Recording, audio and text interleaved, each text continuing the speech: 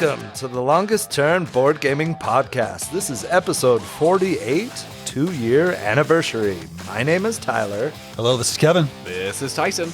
In this episode, we're going to talk about a few of the Halloween-adjacent games we've been playing lately. We'll take a look back at the last year, our favorite moments, and we'll rank the games we reviewed as a group. Can you believe it's been 2 years? No. That's crazy. This is crazy. Pretty awesome. I mentioned that to my wife, and she was like, no way, it hasn't been 2 years that you've been doing that. Doesn't time fly faster as we get older? Unfortunately, it does. Yeah, it just seems like we barely started. Like it's already fall, and then it's right into the holiday season. Like it's crazy. It feels like a couple months ago we just had celebrated Christmas and New Year's. And I mean, time travels fast for me, but I'm much younger than both of you, and you guys must be like feeling like you're propelling yourselves to the grave or something. Wow. Well, I mean, is it at least going faster for you now that you're in your 20s? Shut up. Yes, it feels faster, but no, not because I'm in my 20s. What have you guys been up to lately? Halloween stuff. Yeah. We got some decorations up, which has been kind of fun. We put up a 13-foot Jack Skellington in our front yard, which has been pretty awesome. So nice. That was fun. Yeah, we've got a couple of decorations out there. I noticed, yeah. Walking in your front door is almost a little creepy, in fact. Was it? I mean, I thought from my kids' perspective, if they were coming here, they may have been a little hesitant to cross the threshold. Yeah, right. So mission accomplished, right? Yeah, well, that's all Shelly. She's been working on it for a couple days. We got a giant werewolf out front, a giant pumpkin dude that's has a flaming chest, and it makes the werewolf look tiny. Yeah, right. There's an Annabelle doll on the bench out there. Creepy. Yeah. Oh, that I totally is. I didn't see her. She was standing looking straight out into the yard. I don't know if I can leave now. Yeah. That's crazy. This is the best time of year. It is. I really enjoy it. I mean, the weather is perfect. Yep. Right now, I love it. Well, in Colorado, you got the leaves changing very clearly, and it's beautiful, crisp weather. We went to a fall festival as a family recently, and it was just fun to see and hang out in that kind of environment, whether it's creepy or whether it's just fall based. I think this is a really fun time of the year. Yeah, I went on a road trip last week, came back through the mountains on 70, and it was beautiful. All the leaves and the colors, and I mean, that's a beautiful drive anyway, but with all the change in the colors, it was awesome. That was a way better choice than I-80. Yeah, we took I-80 out. It's not quite as pretty. Yeah. Through Wyoming. Yeah. I took Caden, my little guy. We stopped in Rollins on the way out. Terrible. And Grand Junction on the way back. Sorry if you live in Rollins. Yeah. Apologies. Yeah. But we only had to stop once, both ways. That's an 8.5-hour drive. That was fantastic. That has not happened for me for years. Yeah, it was good. It was a good little trip for a wedding. Got to see a lot of family and catch up. So it was fun. But I kind of wish we were playing games tonight instead of recording. Yeah. I feel like I haven't had a game night for a while. And that's another thing about this time of year. It gives us an excuse to play Halloween-themed games, which has been awesome. And I haven't been playing a lot of games with either of you, really, but I have been playing a lot of solo games on my own lately. And my favorite solo game that I've been playing lately is the perfect solo game to play during this time of year.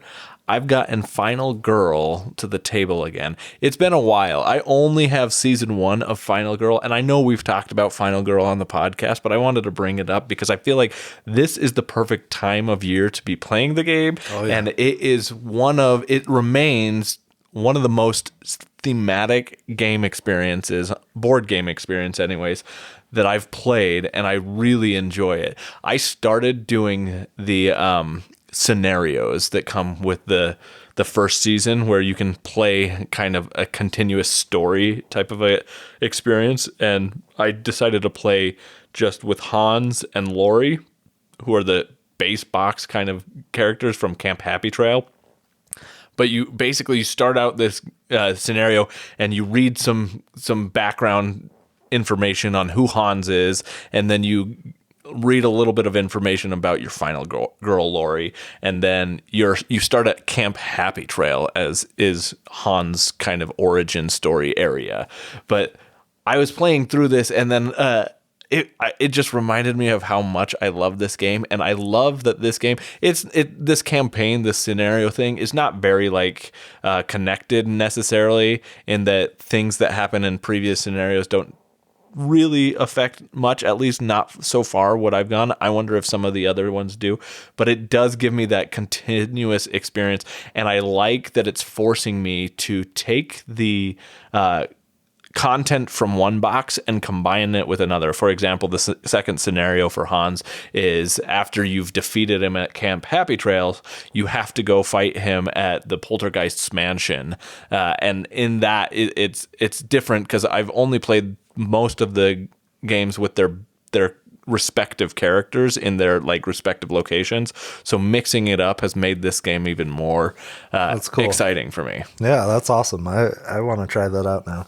It was a lot of fun. Have you played much of this at all, Tyler? No, I've still only played it a couple times, actually. My wife and son have played it more, but I haven't actually played a ton. So. I'd be curious to see what like the season 2 and now with season 3 on Kickstarter or finishing up on Kickstarter, I'll be curious to see how they tie that in, and if they make some sort of at some point overarching kind of continuous scenario based thing, because I thought that's a fun way. I'm not a huge into the mix and matching things and creating my own scenarios. So you don't want to roll the dice? I don't have the dice. I didn't buy that stuff, but so I don't care about like the mix and match as much. I like having a more balanced experience than a potentially random experience. And I feel like the scenario book creates a more balanced experience to give you an experience. And I've liked that a lot with Final Girl anyway.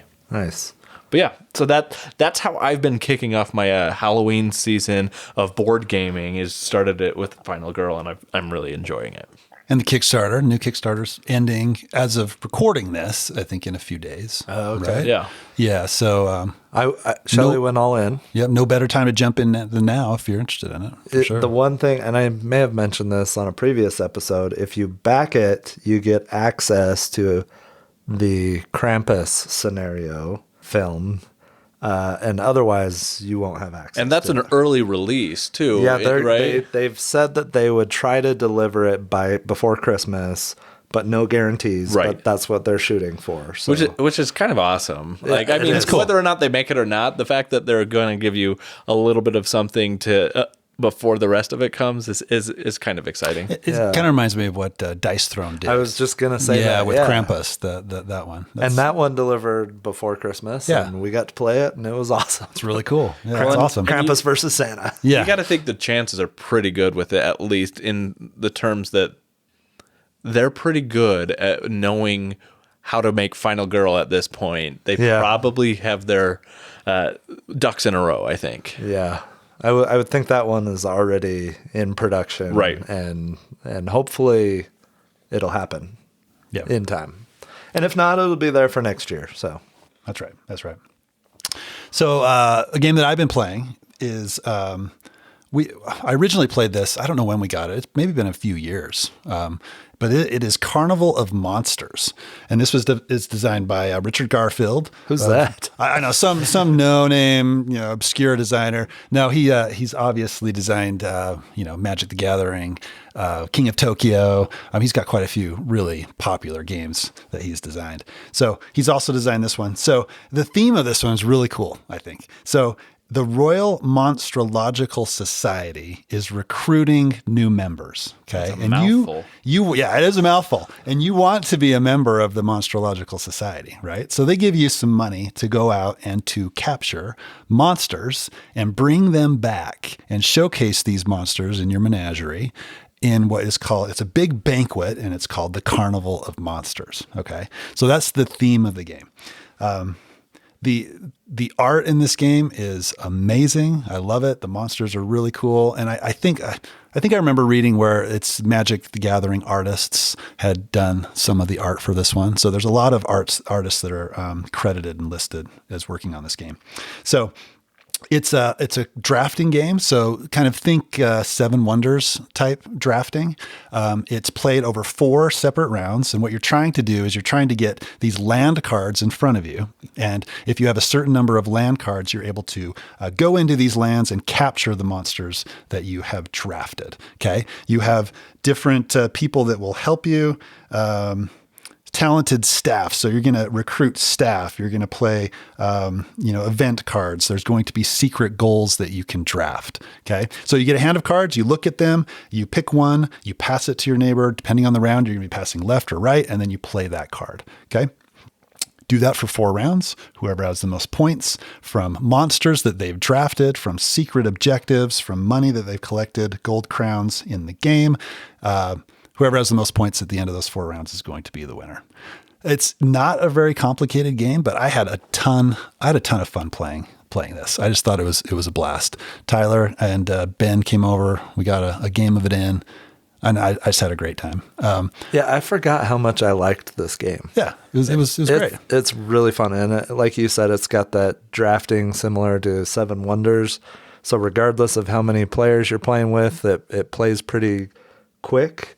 The game was over before I knew it, and I almost wanted to play it again right then. Yeah, and it's a quick play, right? So I think it's about a 45-minute play, and like you said, regardless of how many people are playing, it's going to be about 45 minutes, right? Which is really cool. And I love drafting games. I love that decision of getting a handful of cards and saying, okay, I really want this, but I'm going to pass these cards to the person to my left, and I know that they really want this card. Yes. So am I going to hate draft, or am I going to pick the card that is going to be more beneficial to me? Like trying to weigh that decision of what is going to be best for me in the long run is just an awesome decision. I love that about it. I totally hate drafted a few times. Yeah. There was it makes sense card though, that right? might help me a little bit, Yeah, or right. I can block Kevin or Ben as much as possible. I'm going to draft that card. So. Yeah, which is really cool. And I think this game does it really well.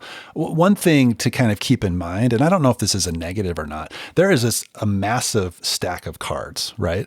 And you shuffle all of those cards together. So if you've played Seven Wonders, you know that it's played over 3 different ages, I think they're called, and they have 3 separate decks for those ages. So you know exactly what you're going to get, and the cards are going to get progressively more powerful and more expensive.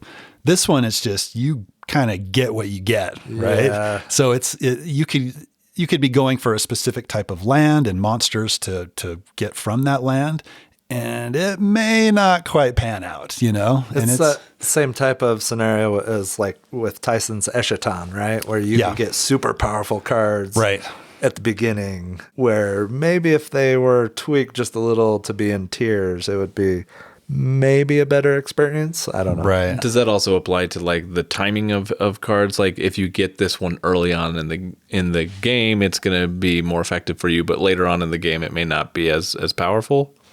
Well, I mean, you can get cards that are harder to get out early, but the game does do something kind of cool, right? So you can spend a money to save that card for later. Yep. And it goes down onto your board. And then once you have enough land in order to capture that animal, then you can immediately take that out of your saved pile and put it out onto the board, which is kind of cool. Vibe. And there's some strategy around that too. It's right? also it's kind of a penalty. If you can't play a card, you have to pay to save it.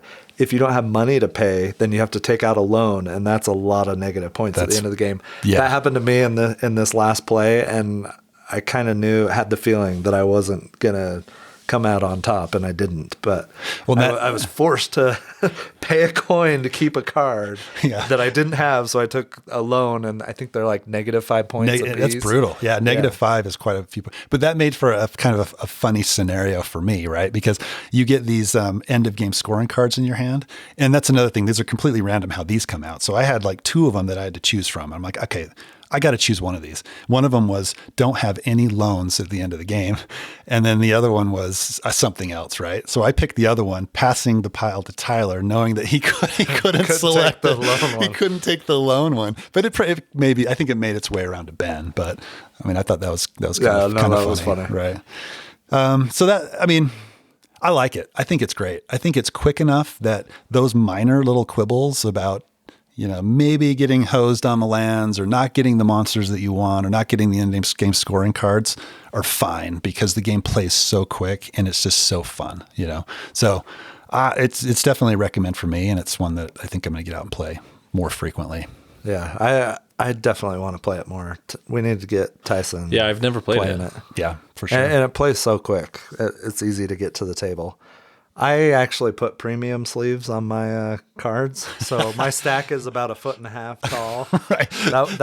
Self-dealing cards. Yeah, does it self-deal? I'm not too proud to admit that was a sleeving fail. So Yeah.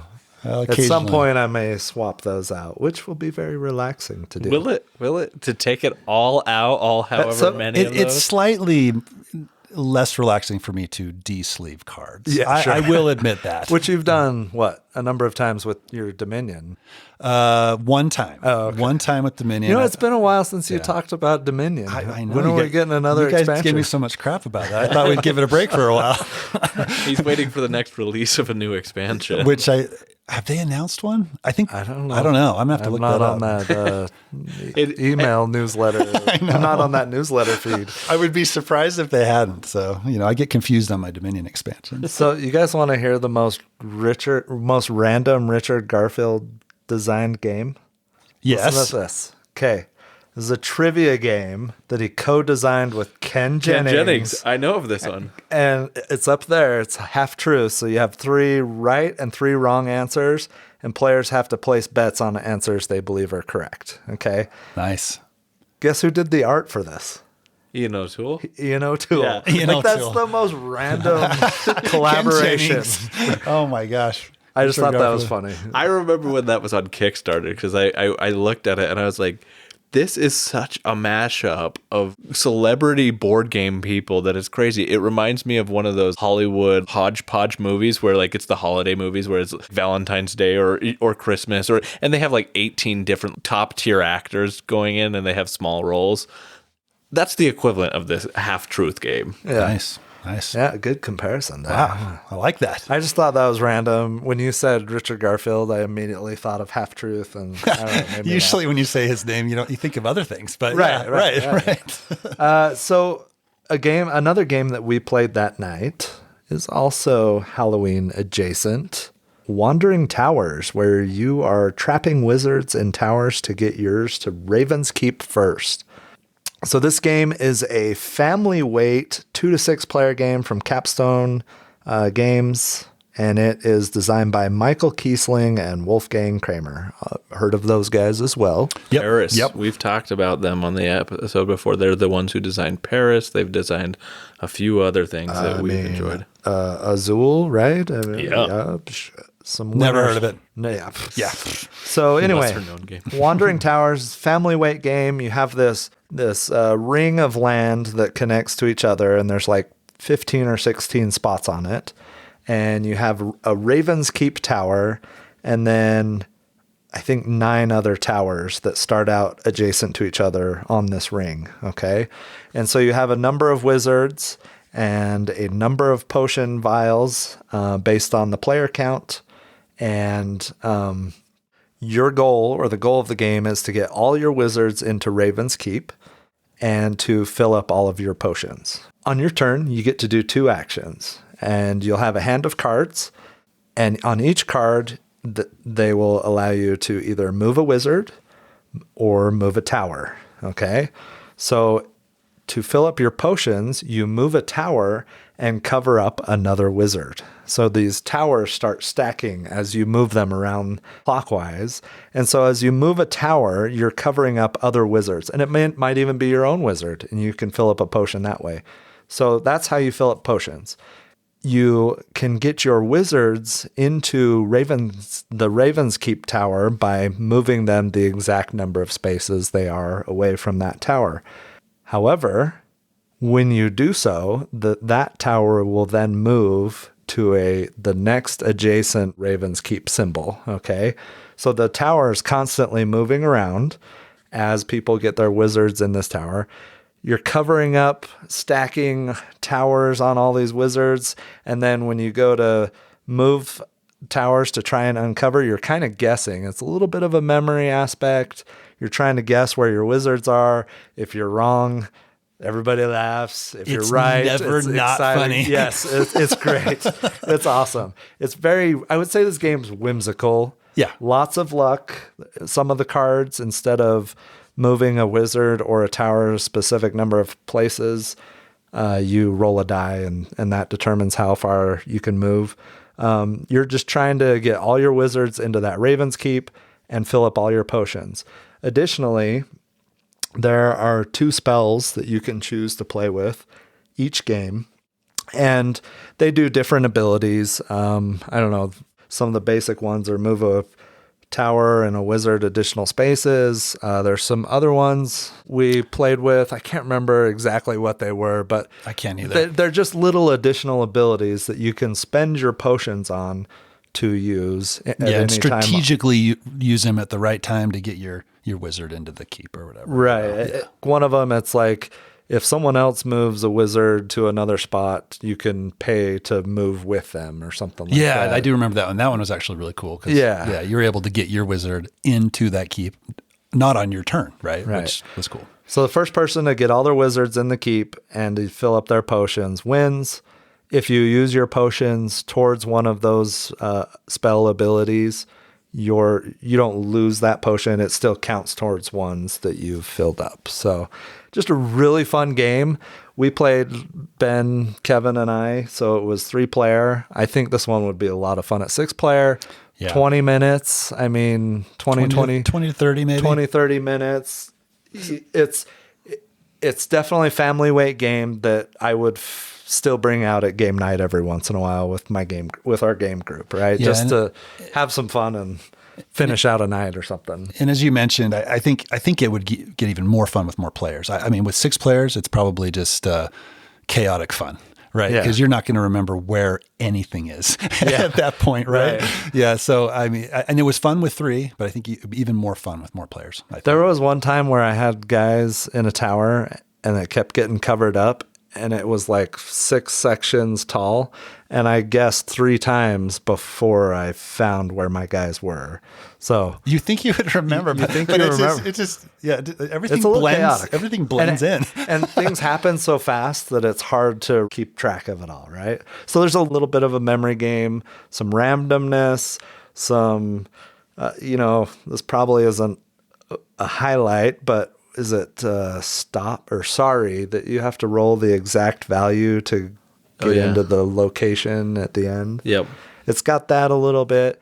Altogether, though, it's whimsical, it's fun, everybody's laughing, everybody's cheering. I don't know. It's a fun game. Well, and it's got a pretty impressive table presence, too. Like I looked at this one and I saw how you said it can go 6 high towers. Those towers are not like little things. They're pretty big presence on the table, and so it'll be an eye catcher if somebody walks past that table. And it made me ask, what is this game? But I ended up not like looking into it too much further because I wondered about the functionality and whether or not it was like a little bit gimmicky. But it sounds like from everything you guys are saying that it's a lot of fun. Ben went to one of the Dice Tower conventions or get-togethers, and he said it was constantly being played and people were constantly laughing about it and as they played. So it's a little fun game. I ordered it right after we played it. We played a couple games that night, so I'm excited to get it. It's going to be a fun one to play with the family, with Caden in the future as he gets older. I think he'll love this, so I'm excited about it. Well, I look forward to playing it. But speaking of towers, the next game I want to talk about is a game with watchtowers. However, it has a little bit of a darker theme than Wizard's Tower or what, Wandering Wizards. In this game, you're looking from the watchtower to ensure that you're not being attacked by the beast. And that's what this game is. It's Beast, and it's designed by Aaron Midhall, Elon Midhall, and Asar Pedersen. The art is done by Aaron Midhall, one of the designers, and this is a self-published kind of group. Their studio Mid-Hall is the publisher. I'm really impressed by the overall production that this group has done. They're a small kind of a family-ish studio, and they've done a lot of effort to make this kind of presence of this beast game. Essentially what the game is, it's a hidden movement game, and one player plays as the beast, and the beast can be a variety of different animals or creatures that is going to go out. Like, you can play as a wolf, Fenrir. You can play as Hogbad, a giant warthog. You can play as Maria, a huntress that had fallen trapped to one of the beasts, and she herself became a beast. And you can play as a bunch of different things. But each game, you're going to select one of these beasts, and one player is going to play as the beasts, while the other players, up to 3 other players, are going to play as the hunters. And the goal of the hunters is to locate and eradicate the threat of the beast, while the beast is trying to exterminate or get rid of the humans most often, or try and get rid of their settlers in some capacity. I love that in this game, they've taken the art and they've created this story that just really is compelling. It's got a presence that very few games, I think, can rival in creating its own kind of world. The designers said that they had inspiration from a number of different things, one of which was Hayao Miyazaki films, or Studio Ghibli films. So like Princess Mononoke was cited, and like I saw this, and I've watched a ton of those films, and I love them, and I was immediately sucked into this game's table presence and what it offers. But essentially what the game is you are playing in 3 phases. There's a dawn phase, a day phase, and a night phase. During the dawn phase, you're going to draft a number of cards. These cards are your main method by playing the game. They have actions on them that allow you to move, allow you to attack, allow you to do a variety of different things. Each card has a color or a symbol on it that designates what type of card it is. You either have an orange or a blue symbol, and you can only play one of each of those symbols per round. So you can play a maximum of up to 2 cards per action phase. Are those like day and night symbols, or it's just orange and blue? It's just orange and blue. I don't remember what the significance, or if there was a significance of that, but yeah, they're just a symbol that represents, hey, this is a different type of card than this. So you're drafting the cards. And the interesting thing I think about this draft, it's so cool. I love this part of it.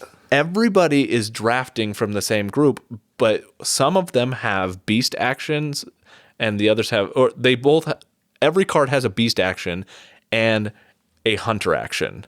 But only the beast can use the beast actions, and only the hunters can use the hunter actions. So you were talking about Carnival of Monsters earlier, guys, and you were talking about that hate draft aspect. That is so prevalent in this game. Oh, especially if you're drafting against the beast, and he's in a spot where you feel like he's trying to attack. Yeah. You draft the attacking cards. I did that a couple times. Well, we had that experience, and there was one round, like the second round, where I didn't get a single attack card on purpose the entire round. And it's interesting because the hunters sit next to each other, and then the beast sits by themselves, essentially. So one hunter is going to be passing to the beast, and the beast is going to be passing to the other hunter, one of the other hunters, and that makes for some really interesting drafting decisions. Well, and if you're the hunter passing to the hunter, you're like, okay, yeah, I think you're going to want this card. So you make sure to pass, you're passing good stuff that is going to work with their strategy. You work to build theirs as well as yours. Yeah, it's which awesome. Is cool. Well, and each hunter is very unique in their abilities. Yes. And there's cool stuff going on in this game. And they have a fair amount of variety of the different hunters that you can use in this game. They have some set ones that are like, hey, if this is your first game, you should probably try these ones out just to get used to it because they're a little bit more balanced. But then you can mix and match as you please in this game. So once you've drafted all of these cards, you're going to go into the day phase, which is basically where all the actions are. You can flee, you can play cards to move, to attack, to do a variety of different things along the map. The beast has a mini map that shows where it is that is shielded from the other players so they can't see where you are, and it also has a corresponding standee on the board. I think one of the coolest, most like thematic parts of this game for me is that you get these little trail tokens as the beast, and when somebody picks up your trail essentially or walks on a space that you've been on, you have to put these trail tokens down so that footprints, right? Yeah, they're like little footprints, and it's like it feels to an extent, I think, like you're actually tracking something, and you can kind of deduce where the beast might be. I am not usually a big fan of like hidden movement games, mainly because I've found it to be difficult to locate somebody and they stay hidden most of the game. But in Beast, in order for the beast to attack, they have to reveal themselves. So it's kind of this constant, you know where they are, and every 2 or 3 turns, you're going to figure out where the beast is generally. So after the day phase, you have a night phase where there's contract rewards given and a variety of other things where you have to discard cards, but you also have the ability to upgrade.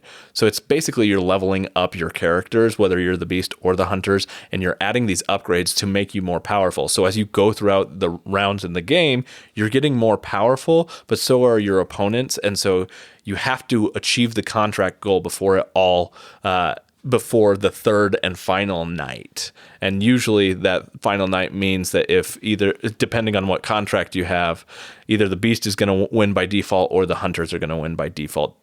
And that can change from game to game based off of what you're selecting. I liked this game a lot, and I'm excited to play a little bit more of it.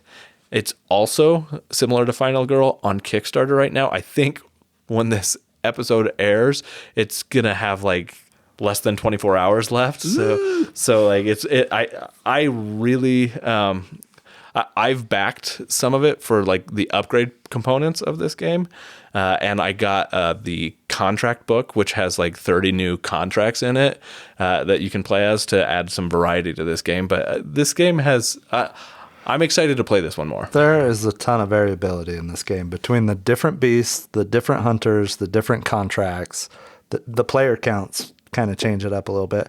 I will say if you're just playing 2-player, one person plays as the beast, the other person plays 2 hunters, and that's not quite as fun as playing with other hunters, but it is playable at 2 players and is still a great game. I mean, the table presence of this thing is the art, the board, the little animal meeples that are running through the forest. It's awesome. It's beautiful. Yeah, I want to put some of the art on my wall. Yeah. I mean, it's that good, right? It's yeah. It's really, really well done. I mean, it's I love the art.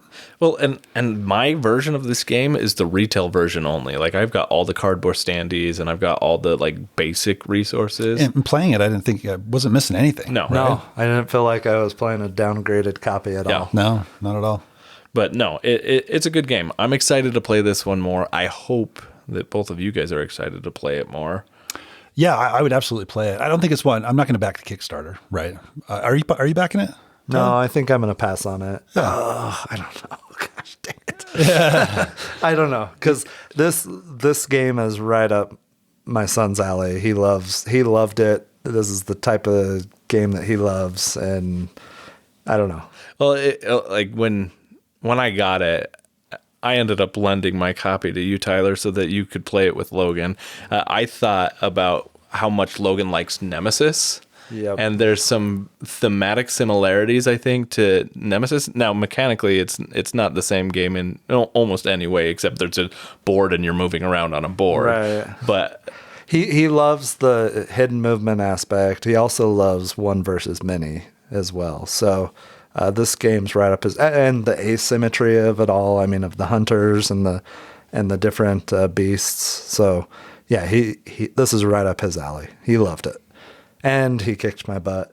I made it to the third day or the third time period, the third round, but it was pretty inevitable that he was going to win. And he was the beast, correct? He was, yep.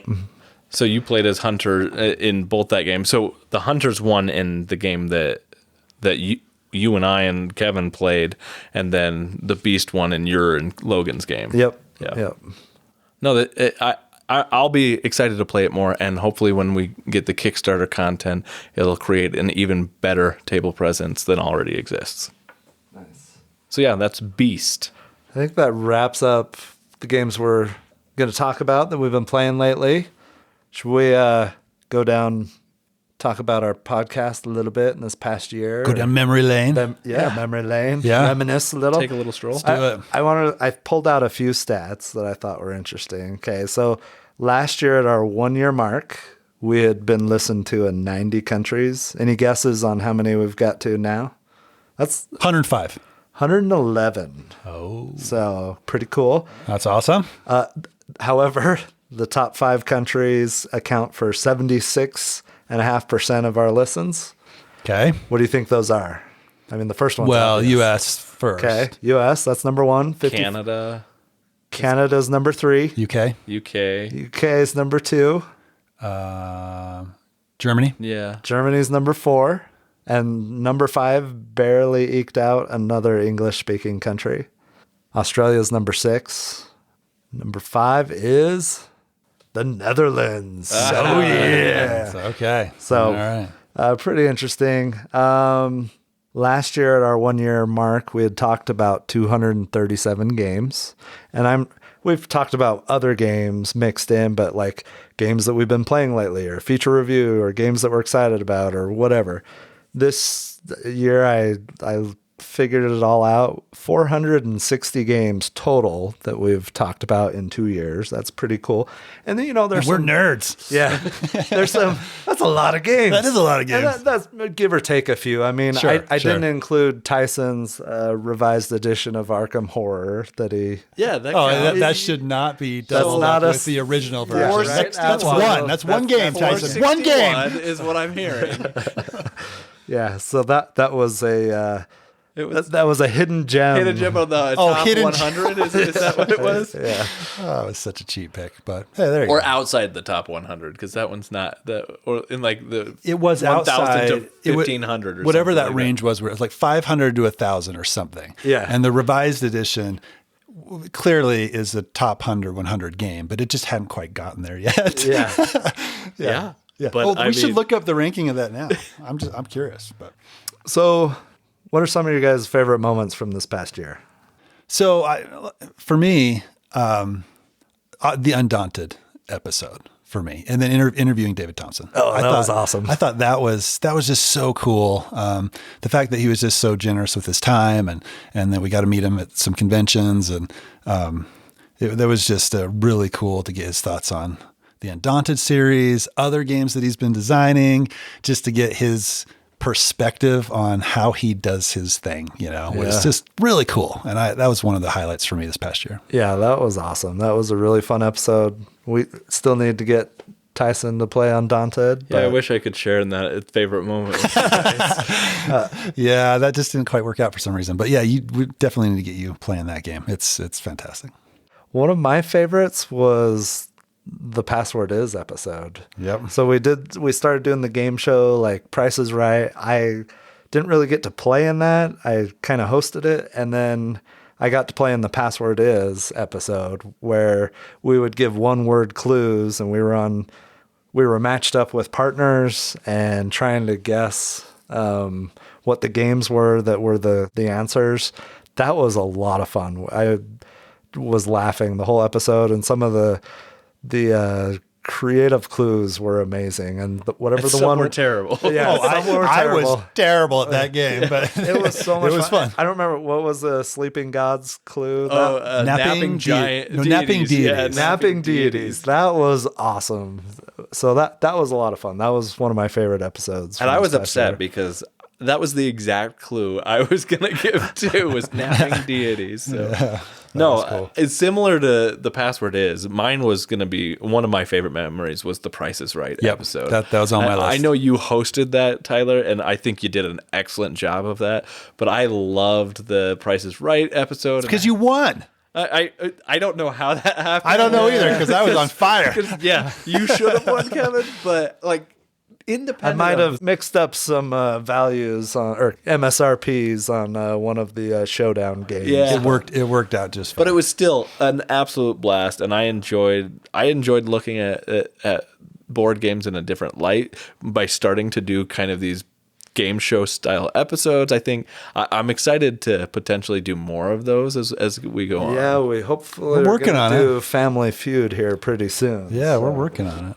And kind of in the same vein of thinking about board games in a different light. One of my favorite episodes was the Stranded on a Desert Island. Say that. That's my next one. That was really cool. Like thinking about what game you would have with you that would provide the best kindling for a fire. It's like, how are you ever thinking about games in that way, you know? Or the icebreaker with the strangers that you're stranded on the island with. Yeah, or a game that you're not worried about getting wet because you're jumping off a boat. That was fun, and it allowed for some creative thought and created interesting discussion ideas as well. That just like you said, thinking about games in a different way. I loved that episode. Yeah, and we probably talked about a few games that we would never have talked about in a different episode, which was kind of cool. It's cool to give games some exposure that are maybe a little more obscure. So I really enjoyed that episode. That was fun. That was a fun one. That was episode 32. Another one of my favorites was episode 37, Burn Baby Burn. I was thinking the same. Where we had a limited funding after our board game collection burned to start building it again. And so we had to be very selective with current prices of which 5 games we would start our collection out with. Interesting to see how we all chose to do that. How Kevin decided to hold on to his money until the very end, and have very little bit. And I ended up spending $127 out the gate or something like that. You had peanuts at the end of Strand. That was it. I had pennies. You get into a fantasy football auction draft and you fill your roster, and then you end up spending $70 on a kicker, which you would normally spend $1 on, right? So similar to that. And that was a draft too, where we couldn't draft the same games. And so there was competition. It created that tension that was really exciting. Yeah, that one was fun. I also think that, and this is more of the podcast itself, and we've done it each year. I really enjoy, from doing the podcast altogether, the Shelf of Shame episodes that we do, because it's allowed me to get games off my shelf that don't bring that up. Specifically target specific games, and so it's I like that, and I like thinking, predicting these are the games I'm going to get off my shelf, and then seeing, did that really come off or not? I enjoy that about the podcast because it gives me an excuse to play games that I've wanted to play for years, and then I think Tyler was going to give away his games that he didn't play. That's what you said. Say that? Wasn't that what it was going to be? The ones that were on my top 5 list. Yeah, I think so. I was thinking about this the other day. I was like, man, the end of the year is coming up. I need to get the Great Wall played still and beefy. Lowlands. And we've got some pretty beefy games recently that we'll want to get played. So Voidfall is at the front of that list for me. Absolutely. Top of the list. Yep. I'll talk about it in a future episode, but I did get off a Shelf of Shame game from not this year, but the previous year that we'll be talking about. We got some stuff to say about that one, for sure. Yeah. Court of the Dead. Court of the Dead. Oh, I missed that. That's why I didn't know. Cool. Yeah. Any other favorite moments? Or I think it's cool how we started the Snapshot series. I just think I think that's fun, right? We're able to talk, shorter episodes, a little bit easier to consume, and produce. And produce. So that's a win for Tyler. Well, I mean, for us recording too, we can knock out a couple of those, and and we highlight some games, give a little bit more focus on some of these games that we really love in a different format. I think that's been pretty fun. Yeah, I've enjoyed that too, and I think it's been great and want to keep it going. So for sure, yeah. The last thing I would mention is, and I don't remember exactly when we got this off the ground, so it might have been late 2022, but nonetheless, it's taken fruition and come to its full form, I think, since we did it, was the Discord server. We've gotten a lot more engagement in the Discord service, and I love the community that we've been able to develop as a podcast because of that. And I really enjoy playing with a lot of our listeners on BGA and setting up conversations and engaging and getting to know people better as a result of that. That's been like a side effect of doing a podcast that I hadn't realized I was going to enjoy so much, because I really do feel like a lot of the listeners that we play regularly with on Board Game Arena have become like virtual friends that that I feel like I know their likes and I know how they play a little bit, and that's been a lot of fun. Yeah, I've enjoyed that as well. It's been a lot of fun. I agree. That was on my list as well. Hopefully, at a convention in the future, we could actually meet some of these. That'd be cool. Guys. Yeah, that'd be awesome. One of the common things that I think is a fan favorite that always comes up is the wooden egg. Right? Indeed. Right. That didn't happen this year, but it was in our Praga episode, which was like episode 4, 3. It was really early on. Yeah. It seems like it was yesterday. The stars And yet are still it still keeps coming up. And somebody I did a math trade with somewhere has that wooden egg with little bite marks. Little bite marks in little there. bite marks. I thought it was an M&M, peanut M&M. It was in the same tray with my M&Ms and started to bite into it, and now we can finally put it to rest. No, this Right. We'll see how that happens. And go to buymeacoffee.com and purchase us some wooden eggs for Tyler. Yeah. Any other favorite moments? I think that about wraps it up. It's just fun to record with you guys. So it's been another year. It's been awesome. Let's keep it going. I think there's only been like 1 or 2 episodes in all 50 or whatever that we've done. 55 where you guys left and I was pissed off, but yeah, I'm just kidding. Oh my gosh. It's this episode. Only 2 for you? I mean, it's like 50, you had more? 50% over here. No, I'm just kidding.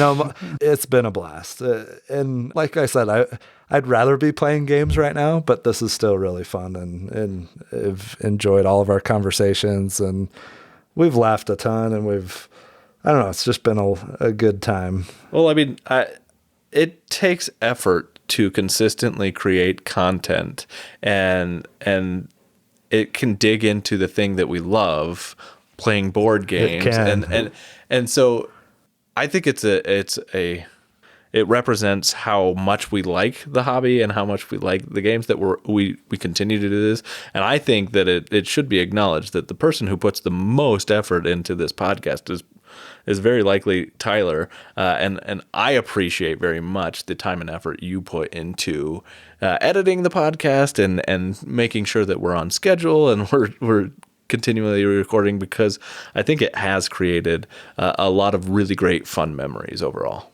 Oh, thank you. I appreciate that. I agree. Yeah. I agree. Group hug. Oh, wow. It's happening, hugging. Okay. All right. Should we rank our favorite feature reviews over the last year as a group? Let's do it. Okay. So we're going to go ahead and just group rank our favorite feature reviews using the PubMeeple ranker.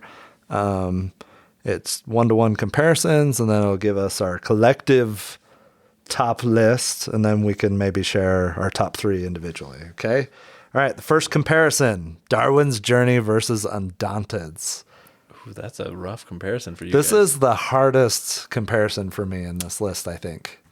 Easy for me, but it's close. It's close. Right? I'm going to go with the Undaunted's. I mean, it's a little unfair there. We were basically talking about 5 games of Undaunted. 1, 2, 3, 4, 5. Yeah. Right. Yeah, with the reinforcements as well. Darwin's Journey was an amazing game. Yeah, I loved both of the games. Darwin's Journey was awesome. The combos in that game, the theme's fun. The variability. Yep, variability was great. But I mean, very few games are going to be better than Undaunted for me. Yeah. So for me, it's going to be Undaunted. Yeah. Yeah, I think so for me. If the rubber stamps in Darwin's Journey, if the same color ones wouldn't stick together, Yeah, right. Oh my gosh. then maybe it would take it over the edge. That drops at least a half a point because it's really a problem. So it's what's your take, Tyson? I've never played Undaunted, so it's very clearly going to be Darwin's Journey for me. But Undaunted wins out. Okay, next one: Wonderland's War and Ring Circus. Oh, I know Kevin's answer for this. Why don't you go first? Well, yeah. I mean, do I want a root canal or to do something that's actually fun? Wasn't that bad. I think. I mean, So you don't like your 3-ring circus? Is what I'm hearing. right? No, 3-ring circus for me. Yeah. Okay. I'm Wonderland's War. I really liked Wonderland's War, and I know that it has some warts, and I can. And we talked about all of that, but I think for me that's the style of game I like much better than Ring Circus. If I'm sitting down and experiencing these for the first time, I would say Ring Circus. But we talked about Ring Circus maybe becoming stale after a while. Yeah. I don't know. And like Wonderland's War, your bag is long. getting progressively worse as the game goes on. And it's a long play. And it's a long play. Yeah, Ring Circus. Yeah, but conversely, let me argue this: that you said comparing them as the first time, like sure, that was just your one aspect first of game looking at it. of Wonderland's War. Like you were enthralled by it. Kevin was enthralled by Wonderland's War in his first game of it, and we were both like the discovery, the potential of the game. My first play was Kevin's second play. Right, but I still think that you were appreciative of like the tea party phase and the drafting of all the stuff. It does some good things for sure, and the theme of it's great. I love the art of it's fantastic. I love that. It's just where it falls apart for me is the gameplay. Well, it's the bad feelings if there was, can be present. Yeah, absolutely. More of a better way to mitigate or more opportunity to mitigate those negative chips. Right. Yep. Or if like you pulled them from your bag and then they didn't go back into your bag eventually. Yeah. Something like that. I don't know, but I'm going to go with Ring Circus. How dare you? But I understand, sort of, because it's a stale game, but whatever. Because it's a stale game? It's a beautiful game. It's gorgeous, and I actually really do think enjoyed it's... it. And we didn't play it enough times to find out if it really would become stale or not. That's fair. And there's variations. You can go counterclockwise instead of clockwise around the map. Oh, mind blown. Let me change my ranking. You do realize That one it did make me laugh about that's that. the same thing with Wonderland's War. If you play Alice, you can go counterclockwise. You can. I did play Alice. And Okay, that was I think a little underwhelming, actually. All right. I think I know the next comparison. Messina 1347, Perseverance, episodes 1 and 2. That's pretty apparent, I think. Well, for me, Messina is going to be. It's going to be. I'm going to go with Messina. I liked episode 2 more than episode 1. And that's the caveat for me is I only played episode 1, so I didn't get to play Perseverance episode 2. Episode 2 was good. It was considerably better than episode 1 of Perseverance, I thought. It had that board that you were exploring. It had the the tech tree that you can build your own personal thing. That board was massive. Yeah, there's so many things you could do on that. That was cool. So I would be interested in exploring that a little bit more. But I mean, the game as a whole kind of fell a little bit flat for me. I think. I mean, the jury's still out, but I think what Mind Clash tried to do with Perseverance was ambitious. Yes, for sure. Absolutely.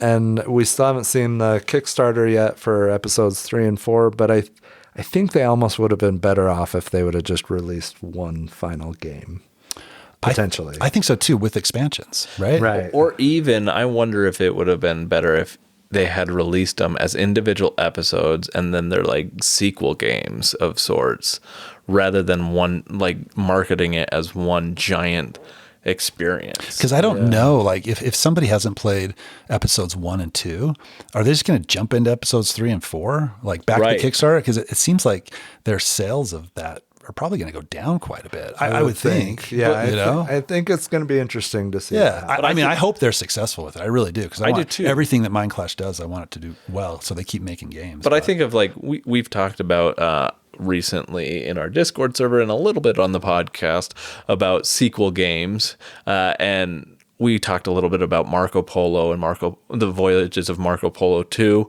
and I think that those games improve upon each other, and I like both of those games. But like if you had released them both as, hey, this is Marco Polo 1 and Marco Polo 2 at the same time, I wouldn't care. But you can own one of those independent of the other and be just completely satisfied. And that's kind of what I would wonder about with Perseverance is. Well, and are they going to produce the same dinosaurs in episodes 3 and 4? Is that an add-on you have to buy if you don't have episodes 1 and 2? So there's interesting things. Because it's sharing components that have to be worked out there. Yeah. So true. Anyway, right. Messina 1. Yes, comparison. absolutely. All right. Undaunteds versus Distilled. Still for me, I mean, it's going to be Undaunted. Yeah, and Distilled kind of blew me away. I just, we talked about it in that feature review episode.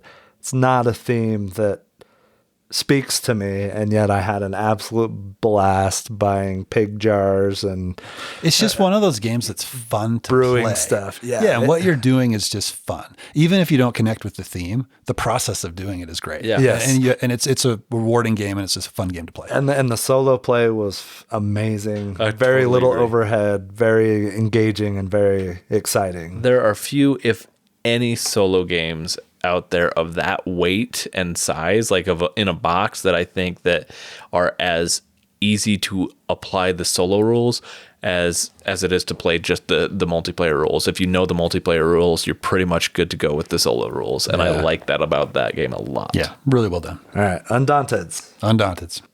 I can't vote because I haven't played Undaunted. Oh, okay. Darwin's Journey versus Distilled. I know which way I'm going. I don't know which one. I do. I know which way I'm going. That's a tough one.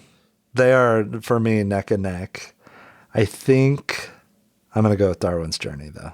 Yep, that's exactly where I am. But they are That's very what I'm close doing as well. Yeah, they're close. but- And for me, like you already talked a little bit about Darwin's Journey when you guys talked about Undaunted, but I didn't really chime in as much because I hadn't played Undaunted. But Darwin's Journey to me has the combos in it that makes it fantastic. It's like signature Luciani for me, and really, having played Darwin's Journey, it made me recognize how much I like Simone Luciani as a designer, and seeing how much more I want to. And now play you've his gone games. down that rabbit hole. And exactly, like I've gone way down that rabbit hole now. And we just started, Kevin, a game of Barrage, and I spent the morning, what I shouldn't have been doing at work, reading some of the rules for Barrage and trying to understand and decipher what was going on in the board. And I so was like, bad at that game, but it's fun. it's fascinating, and I love what's going on. But yeah, Darwin's Journey really was kind of that tipping point for me to realize that Simone Luciani is one of my favorite designers. Yeah, he's pretty good. ridiculous. Yeah, he's pretty good. I agree. And Distilled is the freshman effort. Yes. First release of Paverson where, Games. Where does Dave go from here? Hopefully right? it's only up, right? Yeah. It's going to be tough to top that first one. But it's, and I will say, I think Distilled plays faster than Darwin's Journey. it does. Yeah. And so that's a leg up for consideration, yeah. Distilled. But yeah, it sounds like Darwin's Journey won. Darwin's Journey. I think we got it. All right. Messina 1347, Three Ring Circus. Messina for me. Messina as well for me. Yep. I agree. Perseverance, Three Ring Circus. Three Ring Circus. Three Ring Circus. I put Perseverance above this one, actually. Oh. I mean, there's more in the style that I think that I played these two games the fewest times out of any of the games that we played for review, and I still need to see more. But which one do I see myself wanting to come back to more on? It's Perseverance. Dinosaurs. Yeah. The dinosaur theme is pretty awesome. It really is. But I really enjoyed Three Ring Circus. I think that that theme is great. I think it introduces some interesting things of card play and lowest to highest number and how you position those cards to maximize performances. I thought that was really cool. It is very linear. We didn't experiment with going the other direction, right? Yeah, so there Barnum, are Barnum going the other way. So there are some variants in there and things we could still explore. But for me, I like it a little bit better with the limited time. Perseverance. Sorry, Yeah, go for it. the limited time we have of playing games. Three Ring Circus is going to get to the table more than Perseverance. I would agree with that. Absolutely. And that was actually, so my consideration for comparing these was put these two games on the table next to each other and decide which one you want to play, and not considering the length of time. Okay. I want to play Perseverance above Three Ring Circus, but if we're putting time There's more on to there, explore there. Correct. Especially in episode 2. I was thinking about the same as you. It's like, what game overall do I enjoy more? But if time is a consideration, it's going to be Three Ring Circus every time that that I play. I'm going to change my vote. I'm going to go with Perseverance. Oh, really? Okay. Swayed not on Wonderland's War. Still 3 Ring Circus for me. Yeah. But looks like Perseverance. I mean, neither one of them. You were persuaded. Beat out the top 3 games. Right. No, absolutely not. All right. Undaunted's Messina 1347. Undaunted's. Sure. Done. Yep. Darwin's Journey, Messina 1347. Darwin's Journey. I agree. We haven't really talked about Messina 1347, but it's a Suhi. Vladimir Suhi game. I love it. I think the theme's fun. Who doesn't like the It's Black available Plague? on Yukata. Yep. Get on our Discord. Let's play some games. Let's do it. Of all the Suhi games, Messina is probably the one that I want to play the least. Okay. But that's not saying like That's I don't still- want I to mean- play it. That's high praise regardless. Yeah, it's still. I mean, all of his designs are fantastic. I mean, I love the estate board and moving your tokens around the estate board. I think that's fun. Yeah. I the think variability of the setup of the board itself, I think, is really cool. It does a lot of things great. I mean, I love the game. I think I liked it more than I did Woodcraft, but I had a bad first play of Woodcraft. But You did. I walked away from Woodcraft with a massive headache, and I don't know. Right, and that's an unforgiving game, Yes. I It is. think. But I and love if it the doesn't, potential of Woodcraft, I- that splitting the dice mechanism. I thought think thematically That was really cool. thematically, it did so many cool things. Yes. and Yeah, those I weird want to explore forest that elves. Yeah, the Keebler elves. game with tattoos. Yeah. No, I want to explore that game more, and I'm hoping it shows up on either BGA or Yukata or something. Yeah, that'd be awesome. Because, but that game more than most Suhi games, the production of it was just awesome. I Yeah. thought it looked great. I thought the dice were great. I think they did a really good job. So I would like to play it on the table more as well. But For sure. yeah. But we're talking about Messina, not Yeah, Woodcraft. right. Going down a rabbit hole. Messina 1347 Distilled. For me, this is Distilled. Distilled hands down. For Yeah, this one. Distilled. Yeah, I agree with that. All right, that's it. Okay. Okay, so Okay, results, drum rolls, please. All right, number 7, Wonderland's War. Not at all surprised. Number 6, Three Ring Circus. Number 5, Perseverance. Nope. I think Yeah. I might have had those swapped in You my see- individual one. You you listened you to made me. that happen. I was persuaded by Tyson's discourse. Yeah. Number 4, Messina 1347. Number 3, Distilled. Number 2, Darwin's Journey. Number 1, Undaunted's. It seems like a fair shakedown for the most part. Like, I seeing this and hearing you guys talk about Undaunted time and time again. I mean, I end up leaving not hating you guys, but maybe going and crying a little bit because I'm left out so much. But whatever. Well, you know. We could let you borrow North Africa and you could play the solo one. Yeah, just play solo by myself because that's Or no, it's the reinforcements. We could let you borrow reinforcements. I and you would could play not solo. recommend that. Yeah, It's that- one of the highest overheads of any solo game I played. I'm not the solo guy though, so Three Ring Your Circus mileage may solo vary. was not trivial either. that was quite a bit. Yeah. But Undaunted, was that Turchi that did the solo for it? He helped with it. He It kind was of another advised a guy. little bit. There was another guy. I've played a number of David Turchi's solo versions of games, and while they're incredibly well designed, they do tend to have a higher overhead, and so it's like learning a second game or Right. 0.5 game of on top of whatever game you have. So that's not my favorite style of solo game to play, but I do. I would be curious to see it, but I would much prefer to play the experience that you guys are rating so highly and have like a 2-player experience of that game. Yeah, that's the way to play it for sure. Because I've done the solo and the multiplayer, and playing with somebody else is the way to go on that one. Yeah. So for sure. these kind of lined up with my solo or my individual rankings. Number 1 for me was Undaunted's. Number 2, Darwin's Journey, and number 3, Distilled. Same for me. My list was exactly the same, except Three Ring Circus and Perseverance were swapped. that's it. All the way to 7. So Me too. yeah, you. That's funny. For me, I had Darwin's Journey at the top. Distilled was yeah. number 2, Yeah. and Wonderland's War was number 3. Oh, that's wow. the biggest. Okay. Disparity, Yeah. absolutely. Yeah, I just threw up a little bit in my mouth, so that's fine. And I get it. Like, I had a better experience, and part of that may have been that I ended up winning more games of that than Oh yeah, you were most undefeated, people. right? Yeah. Yeah, I don't think you lost a I game. don't in think that I one. lost. Yeah. Which- You did awesome in that one. You also had the bag with the chips that had stickers falling off of it, did so it have was that, yeah. easy to decipher with your fingertips. Right. Exactly. That's how it was working. Yeah, yeah. The one chip that had a It's becoming sticker clear fall now. off. Yeah. That wasn't even. It was a flamingo chip, so it's not even like one of those madness chips, the bad chips. Oh, yeah.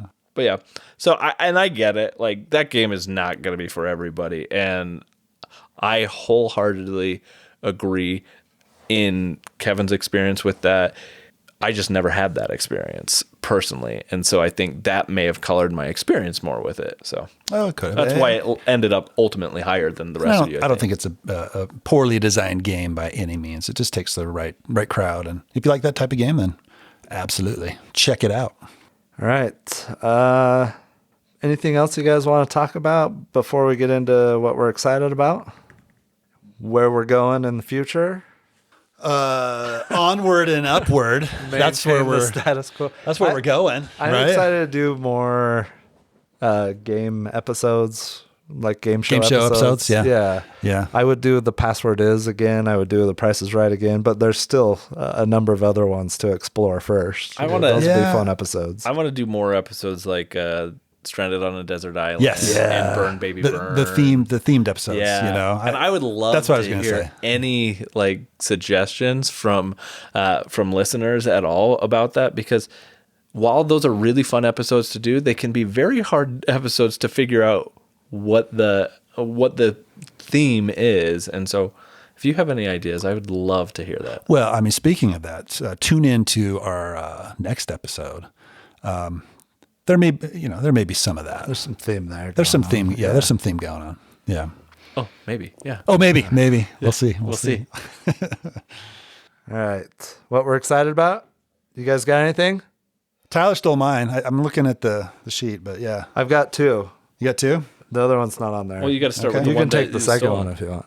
Okay. So, yeah. it was announced Undaunted 2200 Callisto, which is I believe, a moon of Jupiter, and Undaunted's going into the space/sci-fi realm. I love space. That's Not- amazing. Not a lot of information is available yet. It's a big box Undaunted. Yep. Whatever that means. You will be using mechs. Sign me up. Yes. That's amazing. I cannot wait to find out more information about this. Yeah, I I think was there's hoping- different terrain types. I think I read. David Thompson and Trevor Benjamin are not going to put out the same game, right? There's going to be differences to this game that switch it up, just like every Undaunted game that has come out. Yep. I'm excited to see what those changes are. And I love sci-fi and I love space-themed games. Yep. I can't wait to get this played on my space mat in my game room. Yeah. I mean, just to add to the theme a little bit more. I mean, this is going to be amazing. I'm and excited. Roland McDonald's doing the art again. Yep. The only image that we have is the cover of the box. I think there was a display case at Essen, but it didn't have a lot in it. But the cover of this I saw this when Blown away. whoever posted it on our Discord first, I was like, "Blah!" Yeah. And just awesome. Like, Yeah. And we kind of knew this. We had talked to David, and we knew something was coming that was a little bit different, but to see it, the actual cover, and to find out more about it, I can't wait. It's going to be so cool. Yeah. I look forward to hearing your guys' experience with this game. You could play this with us. It's this 4 one plays up to players. 4. Yeah, exactly. So maybe I'll This get is a chance. I think this is up to 4. Mark's in there, and you guys are playing. So maybe there's a spot for me. Oh, I got to play with Mark. Yeah. That would be fun to play it with 4. Oh, it would. Yeah. Let's do it. Yeah. Who's going to be our 4th? Yeah. Ouch. This is where you say whatever, Kevin. I'm just kidding. Like I Tyson. said, the crying will ensue after Yeah. the podcast. You're like, what about all this hugging we had earlier in the episode? So is it going to be a campaign? I don't know. I mean, you can essentially play all of them as a campaign, but will it be like Stalingrad? I think if it was a campaign, they would have marketed it as a campaign immediately. So I think it's probably a standalone scenario-based type of thing. That's what I think, but I don't know. I will say, I've been interested in Undaunted games, like as they are, and I'm really excited about them. But this theme really excites me a lot more than World War II? Than World War II. Not to say that I don't like the World War II setting, and I think there's a lot of fantastic stuff that they've integrated into that, and thematically, everything I understand, it's great. It is. But this, to me, is like truly exciting to have a fantastic system in a setting that is like really exciting to me. And bonus, Callisto is the name that I used growing up as like my RPG name and things like that. So, Whoa. And I knew it was a Jupiter moon because that was how I selected it. Little did I realize later that it was not a very masculine name because Callisto is a female god in Greek mythology. But it's okay. I didn't need it.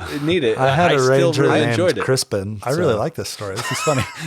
Crispin? Yeah, and a wizard. I played as a wizard named Laconius. I think I got that out of the Bible. I don't know. Wow. Yeah, I was always just Ace. Ace, Yeah. I don't know why. and now you. My Right, story, sport. my Jeez. story sucks. I like Laconius and Callisto, man. Why do I remember stuff like that? That was So basically, you're saying this is an insta-buy for you then? No, because I know it's an insta-buy for the both of you. But and you'll get it I played won't more get if it you have it. played. No, I won't, because you'll end up playing your copy. do we and mine need will more stay than in one shrink. copy? I better buy it. I'm gonna buy it. No, I'll get it. Okay, we we need at more least co- two. yeah, we need we at need- least Yeah, two yeah, copies. yeah. I'll have a higher chance of getting it. Oh wait, you both have copies of regular Undaunted. All right, so that was else? Undaunted Undaunted 2200 Callisto 2024. So Yeah, I yeah. think I saw maybe springtime release. We'll see. What are you guys excited about? I got a new Kickstarter in the mail. Ooh. Voidfall. Voidfall has arrived. Barely. And I will say barely because it was a little worse for wear. Those backers in the U.S. may, feel my pain, feel Tyler's pain slightly. Yeah, it was a little bit dented up. But Yeah. the good news is the contents of the game were unharmed, and everything in the box was great. So, Not quite as bad as Amazon shipping in a padded envelope. but pretty close. But pretty close. Actually, probably just as bad because The the things boxes. you're getting from Amazon don't weigh 25 pounds. That's what I was going to say. Right. They're not tossing around as well. Yeah. Yeah, it was really inexcusable from Wellbacker the way that they package these games, and it just blows my mind. But we're not going to go into that. We're going to go into how awesome this This game looks. Have you sorted and It's all sorted and ready to be played. Okay. I've got everything ready to go. I'm excited for your rules teach. Right. I've actually looked. I watched Paul Grogan's video one time already. I'm about quarter of the way through the next one. I still have no idea how to play the game. I got like 12 pages into the rule book. Yeah. And I'm just like, Of holy 30? cow. Yeah. Oh, it's like a 30-something page, like learn to play, and then there is like there's like a compendium, there's a scenario book. right. It's like a fantasy flight style where you have, wow. Yeah. you've got multiple Like rule the books. glossary type of thing. Yeah. Yeah. Like I think there's 4 different books you can reference. or I'm so something. glad Well, that you guys ended up getting the copies of this so that you can teach me how to play this game. No. When we actually sit down to play Yeah, this, that's not how it's going to work. Yeah. everybody's going to come with a base knowledge of how to play. And or- hopefully, like more than a base knowledge, you know how to play. So we can just get into the game and start Yes. playing. Because if you do like Paul Grogan's video is very concise and it's over an hour long, right? So, and he doesn't even go over everything. Yeah. There's stuff that he's like, okay, you have to consult the book to get specifics about this type of thing, So, yeah, I agree with you, Tyler. You got to come into that game knowing how to play already. Yeah. Right. You guys don't want to have an On Mars experience again? Come on. That was brutal. I ended up selling we my copy of On Mars, I think, just because of that play. Which was a fun play. It was just the On one. Mars was terrible. awesome, but that play was brutal. Yeah. That was funny. We could get On Mars out again at the next Cabin Con. Yeah. Or Voidfall. Voidfall. If we'd already played it, it would be fun to play at our next con. It's going to be a long first play, probably at least 4 hours. Yep. Depending on player count. I think we only play at 3. I don't think we do max player for the first play. That's just my thought, right? I'm good with that. But like the variability in that game, holy cow! It's looks like it's off the charts, variable. It looks amazing, and I hope it lives up to the hype. Like the reviews that I'm seeing are super high. The people that have played it say it's great. So I mean, I'm so excited for it. And it's one of those games where I am willing to invest the time to learn it, just like Anachrony. Anachrony was daunting the first time I played that, but there's so much, it's so rewarding to play that game. I'm guessing this will be the same. We'll see. Yeah. Well, I'm eager to play it. The one I'm also eager to play that I'm very excited about that I've started going down rabbit holes in is I just bought Arkham Horror, the card game, an expansion, The Path to Carcosa. Oh yeah. And I bought the Investigators for that one as Oh well. man, I'm so flipping excited. And you started building decks. I immediately started. I went back and I played through the first scenario of the base game of the core box, just to refresh myself on the rules. And then I went and I downloaded Arkham Cards, the app, which is a fantastic app, by the way. That for iOS, it is phenomenal. I downloaded it, but I haven't started. I didn't have time to dive into it. I'm so impressed. Yeah. I get to select any cards that I have, and then it allows me to choose from them to build decks. So I've started building a bunch of different decks, and I'm really excited to start playing this game more and start a campaign with any of the scenarios that we have. I just want to play this game. So we have obviously the base game. We've got the Dunwich Legacy. I have that one. You have the Path to Carcosa. At the Mountains of Madness. I've got the Mountains of Madness. I think you have the Circle Mountains of Undone. Madness as well. I don't. Oh, I have the Mountains of Madness. I just have the Investigators for the Circle Undone. So So Yeah. we've got 3 large campaigns Yeah. that we can get through and start playing. I mean, I'm super excited. I've got an Ashcan Pete deck built. I'm going to tweak that a little bit. I've got some. I need help building a deck. So I mean, so depending on the investigator that you choose, you'll turn the card over. There'll be requirements on the what you can put in the deck as far as the different factions and stuff. I don't know if they're called factions, but So if you we need can help definitely building help a you with that. deck, the Arkham Cards app was a really good way for me to do that, because essentially what I ended up doing was I chose a character, an investigator that I thought was interesting. I started with William Yorick, who is the Gravedigger, and he has this mechanism that allows him to dig cards out of his discard pile. So Gravedig essentially is discard pile. Thematic, awesome. Fantastic thematically. So I was like, okay, I want to start with that. But Arkham Cards, the app, allows you to do a draft of any cards that you have available that are compatible with that investigator. Yeah, so you'll build, you so don't you'll have build a to legal look- deck. Yeah, it's completely a legal deck, and it will make it set up with everything you have so that the copies you have go into it, and you know exactly what you can and can't do. You don't have to shuffle through 150 different cards to be able to figure it out. Which is what I did, which was a fun process for me. I enjoyed that process. So but, which campaign are we going to play first? I mean, I don't know. I would say the Dunwich Legacy. I'm fine with that. Because that's the next one after the base. But we can do whatever. I Cool. don't think it Let's do matters. it. Yeah, I'm excited. I'm excited to play Arkham Horror, the card game. Campaign night, yeah, We're doing a Cabin Con, right? Yeah. yeah, absolutely. November, I'm planning on it. Well, we can bring that to Cabin Con, and we'll have enough cards between us that we could do a 4-player game if we wanted to. And Okay. All right. I'm excited about this. Well, Campaign game 4-player. night. We could get through the whole campaign. I don't know. We'll figure it out. yeah. Hey, we got a lot of time. We'll figure it out. Campaign game night. Yeah, right. I just said that campaign night. Yeah. When are we starting that? Right now. Yes, we had another episode to record. Oh, yeah. Tomorrow. Oh, you're out of town. Let's see. Here's the problem: is coordinating schedules, but we'll make it happen. Okay. We'll do it. All right. All right. Anything else we're excited about? Is there more for you to be excited No, about? Voidfall was my second thing. Oh, So- yeah. I wondered if you had a second one. Yeah. So I think that wraps up this episode. Thanks for sticking with us for 2 years. If you've been here from the beginning, Yeah. kudos to you. And Thanks if you a lot. haven't, thanks for joining in the process. Hopefully you're sticking around too. Yeah. Hopefully we didn't scare you away. Yeah. Yeah. I've had a blast. I'm looking forward to this upcoming year. Thank you to both of you because I know it's a lot of work, but it's been awesome. It's been fun, and I love our community on Discord.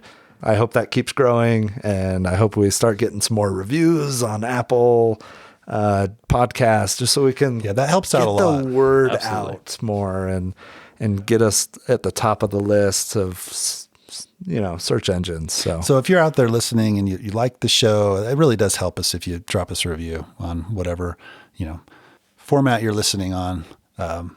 That would help us out a ton. And beyond helping us out, it's good for us to hear too. And we read every review, and we are excited when we get a review in any capacity. And it makes it feel like, hey, if you like what we're doing, there's somebody out there that's actually listening. Yeah, exactly. Right. So, yeah. That's well, I think it was cool. We do a question of the week, and one of the recent ones that we did was, how did you find the podcast? Yes. And not only did people answer that question, but there were tons of just cool responses that just, I don't know, lifted me up. Yeah, absolutely. And made me feel validated in what we're doing and trying to accomplish with this podcast. So that was really cool to see and greatly appreciated. So this wraps up our first 2 years. Thanks for listening. Totzins. Goodbye. See you later. Thanks for listening to this episode of the Longest Turn Board Gaming Podcast. If you enjoyed this episode, make sure to check out our full-length episodes. We discuss games that we've been playing, do deep dives and feature reviews, share top 5 lists on a variety of board game topics, and discuss all things board game related. For even more Longest Turn, check out our Discord server, Board Game Geek blog and guild, Instagram, and Twitter. All links and information are included in the show notes. Thanks for listening. Yeah. I just ate a whole crumble cookie, so I'm kind of feeling a little pukey, to be honest. Do I have that recording? Oh, no. Welcome to the Longest Turn Board Gaming Podcast. This is episode 48, our second anniversary. What do we call this? Welcome to the Longest Turn. Hey now, Kabbalists! Yeah. I thought that was Randy Macho Man Randy Savage. Yeah. Welcome to the Longest Turn Board Gaming Podcast. What is happening? Oh, my gosh. This is supposed to be a quick one. All right. Okay, starting over. Welcome to the Longest Turn. Sorry.